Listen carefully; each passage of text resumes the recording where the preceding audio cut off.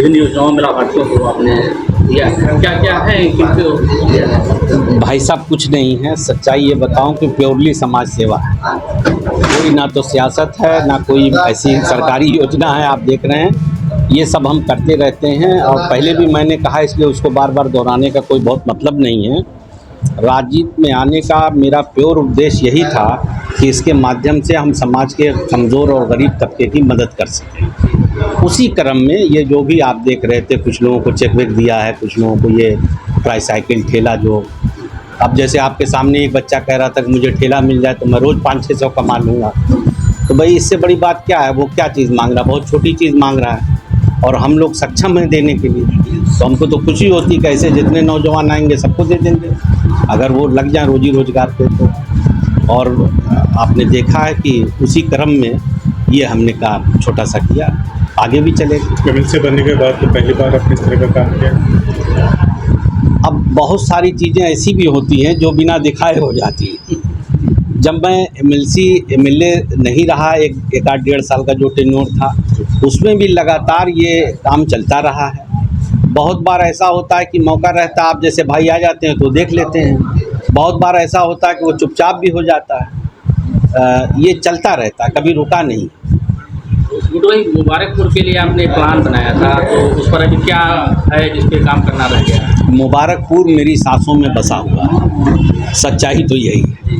देखिए, मुबारकपुर से मेरा एक इमोशनल अटैचमेंट है। चूँकि मुबारकपुर ने मुझे कुछ भी हो, नेता की पहचान उसी ने दिया है और वहाँ के लोग भी मुझसे बहुत जुड़े हैं, मैं भी उनसे दिल से जुड़ा, कोई राजनीतिक रिश्ता नहीं है। तो हमारे बस में अभी जैसे कॉलेज स्कूल बनवा रहे हैं, वहाँ के बच्चों के लिए ही बनवा रहे हैं। आप जानते हैं कि मैं ये एजुकेशनल संस्थाएं कोई पैसा कमाने के लिए नहीं वो करता, ये सब लोग जानते हैं। फ्री कोचिंग चलाता हूँ, बहुत सारी चीज़ें करता हूँ।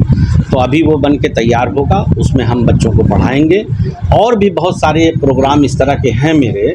और देखो, ये भी है कि ऊपर वाला इसके लिए स्ट्रेंथ दे, क्षमता भी हो और शरीर भी साथ दे।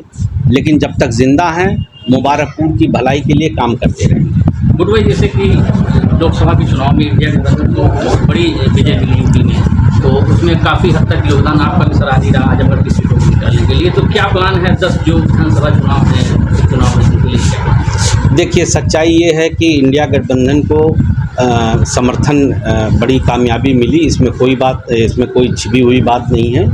और उसके लिए हम अपने दल की तरफ से, अपने नेता की तरफ से, माननीय राष्ट्रीय अध्यक्ष आदरणीय अखिलेश यादव जी की तरफ से हम लोग जनता को धन्यवाद भी देते हैं, सर झुका के उनका नमन करते हैं। लेकिन ये भी एक हकीकत है कि ये लड़ाई जनता लड़ रही थी, हम जैसे नेता नहीं लड़ रहे थे।